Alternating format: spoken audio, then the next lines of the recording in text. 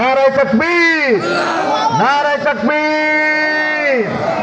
আল্লাহ, যারা হাত উঁচু করছে, এই প্রত্যেকটা হাত যারা আখেরে মুনাজাতে শামিল হবে, প্রত্যেকটা মানুষকে আপনি বাইতুল্লাহ ধরে এদের প্রত্যেকের নিজ জবানে চুমু খাওয়ার তৌফিক দেন। বলেন আমিন। আরো জোরে বলতে হবে আমিন। বাইতুল্লাহ নিজ হাতে ধরা আর চুমু খাইতে পারা, এর চাইতে শান্তি পৃথিবীতে আর কিছু হতে পারে কিছু হতে পারে না। হ্যাঁ, আমি দেখে আসছি, আমার দাদাও দেখে আসছে, মাশাআল্লাহ। ইয়ার ভিন্ন রকম এক শান্তি, যা পৃথিবীর কোন সুখ শান্তি দিয়ে আপনাকে এটা পূরণ করা সম্ভব হবে না। এটা আধ্যাত্মিক এক রহমতওয়ালা জায়গা।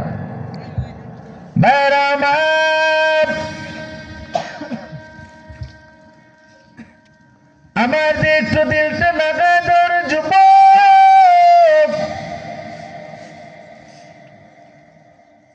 রাসূলের সাহাবী, রাসূলের সাহাবীদের ব্যাপার আল্লাহ রাসূল ডাকতে বলেন, আসহাবে কান নুজুম, আমার এক একজন সাহাবী আকাশের তারার সমান।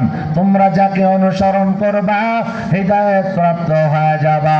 রাসূলের সাহাবীরা বসে আছে, আল্লাহ রাসূল ডাকতে কয়, দুইটা হক নিয়ে আলোচনা করি। এক নাম্বার, রাসূল বলেন হকুল্লাহ, একটা হলো আল্লাহর হক, আর একটা হলো হকুল ইবাদ, বান্দার হক।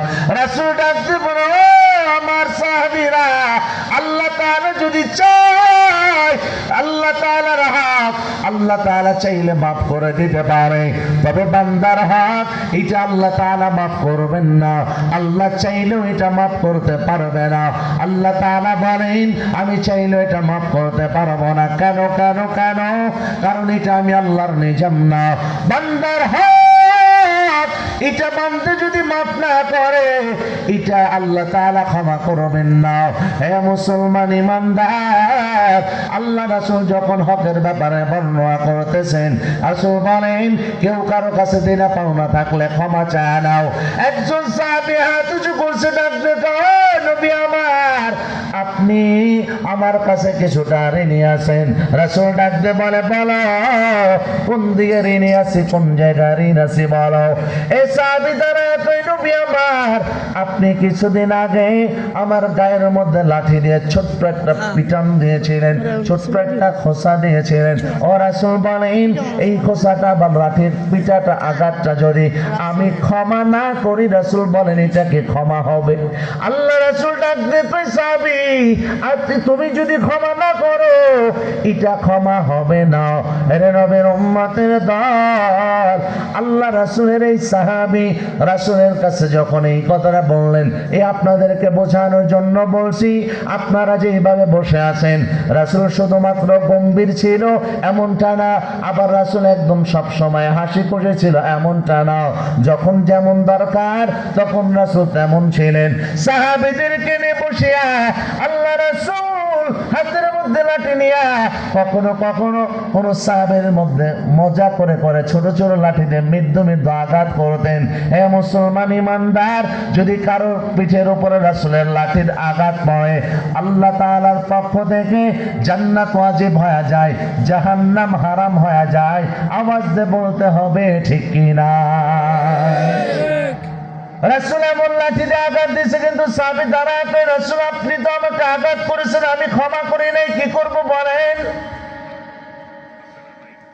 অন্য সাহাবীরা লোকটাকে বসে দেয়, বোকা বসো, বৈশা যাও। বোকায় কয় কি সাহাবীরা, অন্যরা এটা বলতেছে। আল্লাহ রাসূল বলে, না, খবরদার, তাকে বসাবা না, তাকে সামনে আগায় দাও। যখন সামনে আগায় দিছে, অন্য সাহাবীদের চোখের মধ্যে পানি না জানি একটা পিটান যদি দিয়েই বসে, তবে রাসূলের সাহাবী উনি যেহেতু বলছে, এটার মধ্যে হিকমত আছে না নাই? জোরে বলেন। ভাইরা আমার, রাসূলের সাহাবী রাসূলের সামনে যাইয়া আল্লাহ রাসূলকে ডাক দিতে, নবী আমার, ও নবী গো, আপনি যে সময় আমাকে আঘাত করেছিলেন, রাসূলের পিছে পিছে চলে গেছে। যখন আঘাত করছিলেন তখন আমার গায়ের মধ্যে তো জামা ছিল না, খালি গায়ে ছিলাম। আপনার গায়ের মধ্যে জামা। রাসূল বলেন এই জামা গায়ে অবস্থায় যদি আপনাকে পিটান নেই, হক আদায় হবে। রাসূল বলেন না, হক আদায় হবে না। বুঝতে পারছি, জামাটা কইলা ফলাইতে হবে। আল্লাহ রাসূল আমার সাথে সাথে জামাটা উঁচু করে ফেলছে। রাসূল যখন জামাটা উঁচু করছে, উঁচু করার পর রাসূলের ঘাড়ের এখানে মোহরে নবুয়াত সাথে সাথে ঝলমল করে উঠছে। একটা আওয়াজ দিয়ে বলা যাবে কি আল্লাহু আকবার। মোহরে নবুয়াত ঝলমল করার পর সাহাবী রাসূলকে জড়াইয়া ধরিয়া রাসূলের মোহরে নবুয়াতে বারবার চুমু খায় আর আল্লাহকে ডাকতে বলে, আল্লাহ ও মালিক, আমি আমার রাসূলকে আঘাত করবো এটা তো জীবনও হতে পারে না। আমি বেঁচে থাকতে আমার রাসূলের উপরে একটা ফুলের টোকা পড়বে, এটা আমি সাহাবী মানতে পারবো না। আমার জীবন আমার রাসূলের উপরে কোরবান হোক, আমার মা বাবার জীবন আমার রাসূলের উপরে কোরবান হোক। এ নবীর উম্মতের দল, একটু গভীর মনোযোগ দিয়ে আলোচনাটা শুনবা। সাহাবী মোহরে নবুয়াতে চুমু খায় আর কান্না করে আল্লাহর ডাক দেয়, কয় আল্লাহ, যেদিন কোনো সাহায্যকারী থাকবে না, কিয়ামতের ময়দানে যদি আপনি আমার জিজ্ঞাসা করেন, হে বান্দা আমার কাছে কি নিয়ে আসছো বলো, আমি সেদিন বলবো আল্লাহ আপনার কাছে আমি কিছু আনতে পারি নাই, তবে আমার ঠোঁটের মধ্যে তাকায় দেখি আপনার রাসূলের মোহরে নবুয়াতের ছোঁয়া লাগা আছে। আল্লাহু আকবার। ও নবী আমার, আপনার মোহরে নবুয়াতের ছোঁয়া আমার ঠোঁটের মধ্যে লাগা আছে। কিয়ামতের ময়দানে আল্লাহকে বলবো, আল্লাহ ও মালিক, যদি কোনো ওসিলা আমার না পাও, এই ওসিলায় যদি পারো আমাকে তুমি ক্ষমা করে দাও।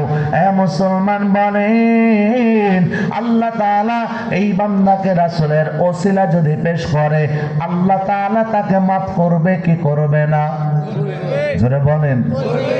সাহাবীরা ওসিলা তৈরি করছে, আমার আপনারও আল্লাহর কাছে ওসিলা পেশ করার দরকার আছে না নাই?